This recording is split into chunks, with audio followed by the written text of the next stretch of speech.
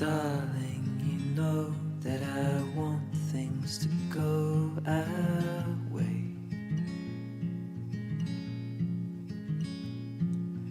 I'll try to reach you to lean every single day. I wanna be somebody that you wanna love. Don't wanna reach for another, wanna color your world.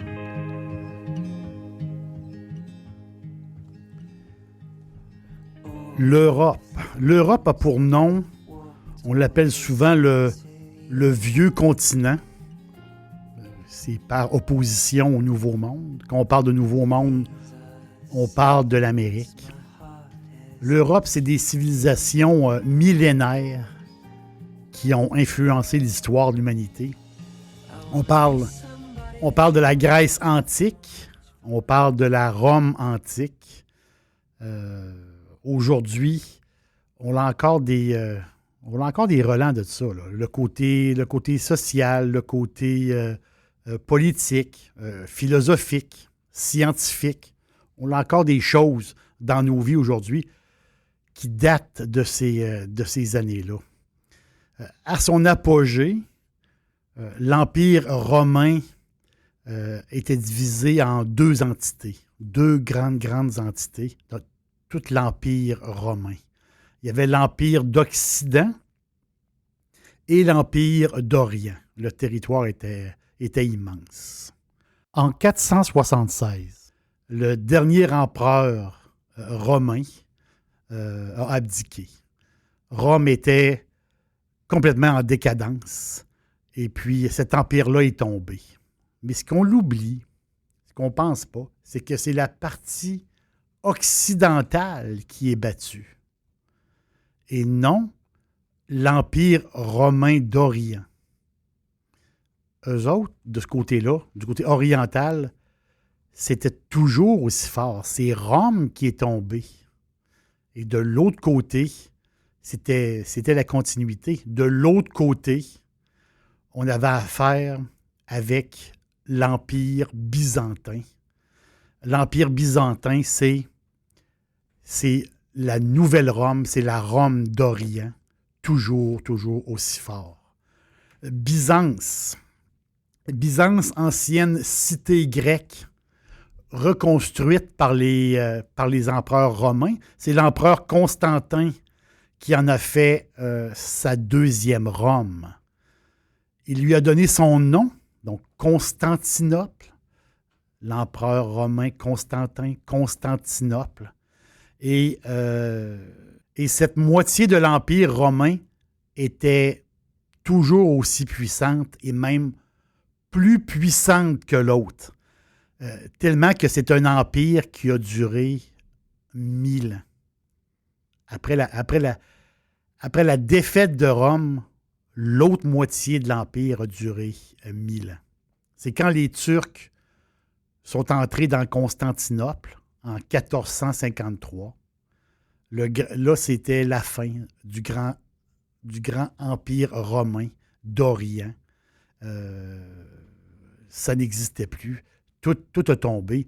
Donc, Byzance est devenu Constantinople et Constantinople est devenu Istanbul. Le monde byzantin, l'Empire byzantin, ça représentait vraiment l'opulence, la richesse. Les autres, il y avait une situation géographique extraordinaire. Ils étaient au carrefour de l'Asie. Vous savez où est Istanbul. Donc, on est au carrefour de l'Asie, de l'Europe. Il y avait cet empire-là. Le monde byzantin, c'était les territoires des Balkans. Il y avait l'accès à la mer Noire via la Méditerranée. Le monde byzantin, c'était le fournisseur de luxe des Occidentaux. C'était un monde très cosmopolite et qui est passé de l'Antiquité, donc la période de l'Antiquité jusqu'au Moyen Âge, dans l'effervescence. C'était l'effervescence totale. Le territoire était très, très grand. Là. On parle de l'Adriatique, toute la Grèce, les Balkans, jusqu'au Danube, jusqu'au nord, jusqu'au Danube. toute l'Asie mineure et jusqu'à la mer Rouge. C'était très grand.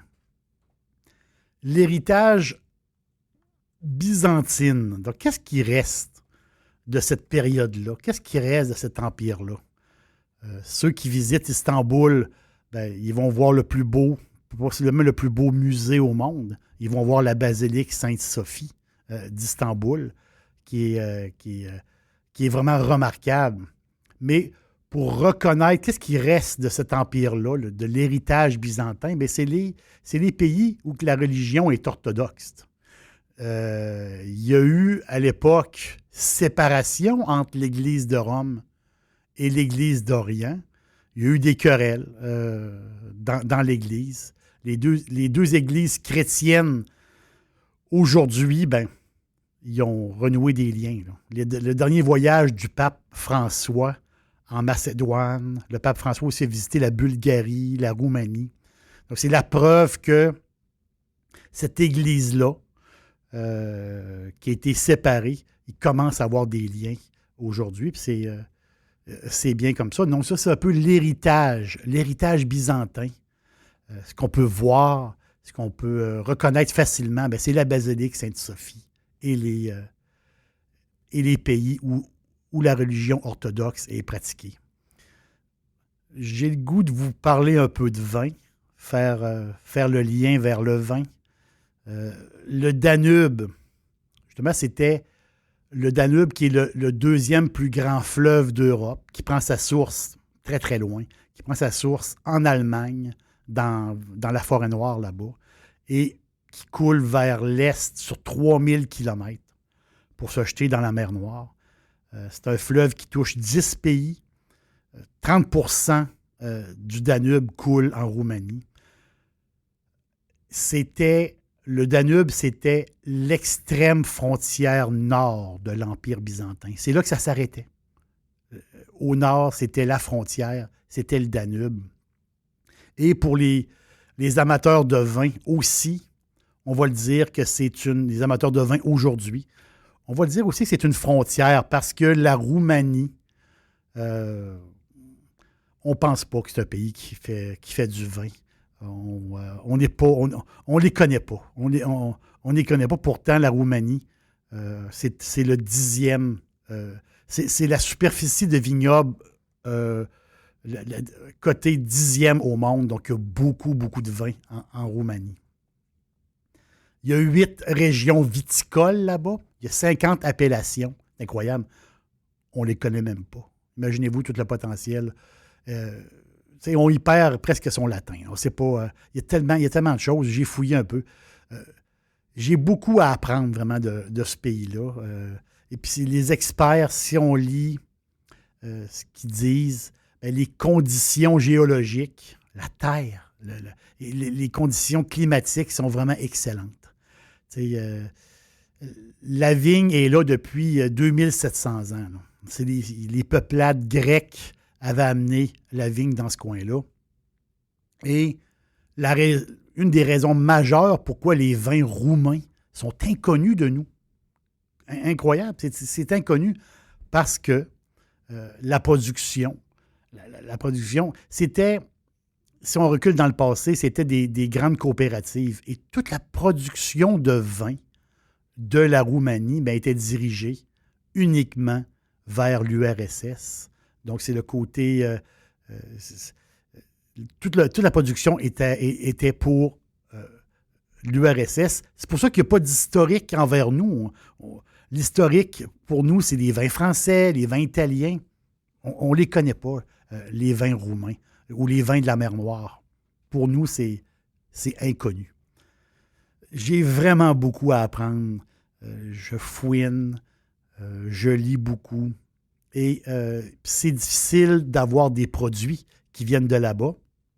Et il y a un vin, si on lit un peu, c'est un des vins les plus connus qui s'appelle Legend of Dracula. La légende de Dracula, c'est un des vins les plus, on va dire, un peu à la mode, un vin roumain très, très demandé. Et je n'ai pas eu la chance d'y goûter. Je me promets d'en acheter une bouteille quand ça va être disponible. Paraît-il qu'il est fameux, mais de la même région, un vin que j'ai adoré, vraiment. Il s'appelle le Byzantium. Donc, le monde byzantin, le Byzantium. C'est un vin formidable. C'est un vin... j'ai adoré le Byzantium. Le vin que je vous parlais, le Dracula, lui, il est 100%, le cépage, c'est 100% Fetesca Neagra.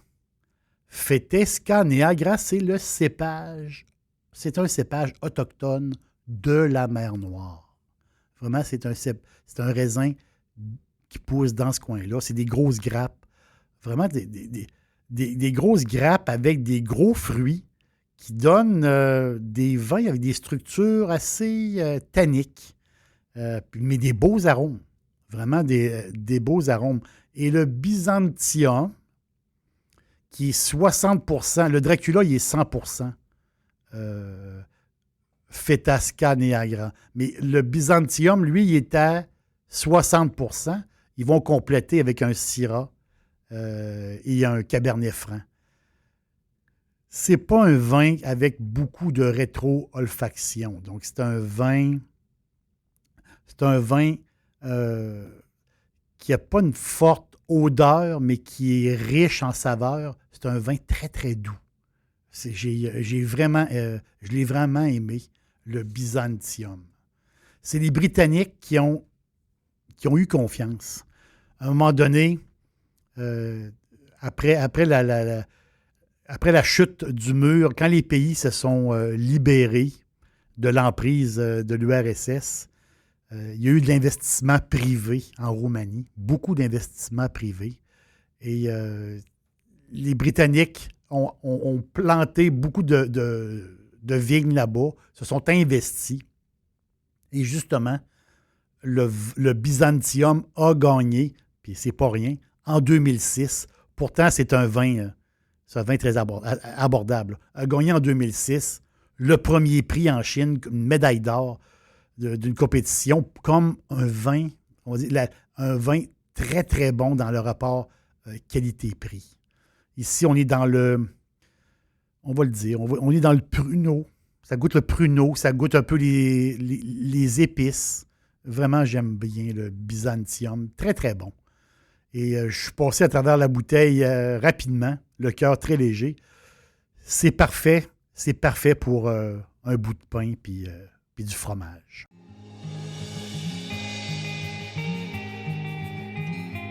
Dans l'Iliade, Homère parlait dans ses histoires, il parlait des vins de la mer Noire. Des vins qui viennent de loin. Aujourd'hui, c'est la Bulgarie. Aujourd'hui, c'est la Roumanie. Dans le temps, c'était la Thrace. Dans le temps, c'était l'Empire byzantin. C'est un coin du monde qu'il faut connaître. C'est un coin du monde que je vais faire beaucoup de recherches. Je suis très, très intéressé. C'est un jardin. Pour la vigne, c'est un vrai jardin. Merci d'être passé à l'aubergiste.